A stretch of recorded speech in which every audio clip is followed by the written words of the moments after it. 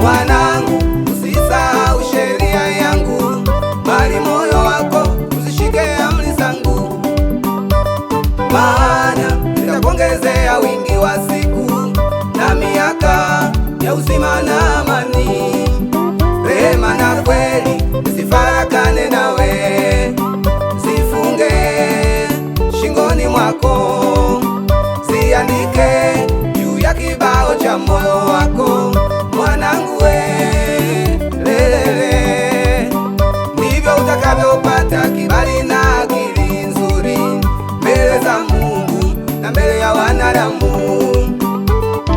Tumaini Bwana kwa moyo wako wote, wala usizitegemee akili zako mwenyewe. Katika njia zako zote mkiri yeye, naye atanyosha mapito yako. Ni mwaka wa kibali, mwaka wa kuinuliwa, ni mwaka wa kukumbukwa, Bwana kukumbuke, ni mwaka wa kibali, ni mwaka ni mwaka wa kukumbukwa, sio mwaka wa mateso tena, ni mwaka wa kibali, sio mwaka wa kulia, ni mwaka wa kukumbukwa, mwaka wa kibali kwako, ni mwaka wa kibali, mwaka wa kukumbukwa, ni mwaka wa kukumbukwa, ni mwaka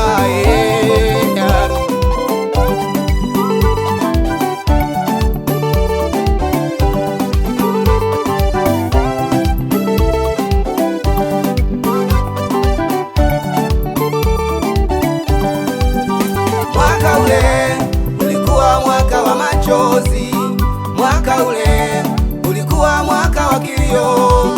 Waliokutazama walijua umefika mwisho, wakasema oh, Mungu amekuacha.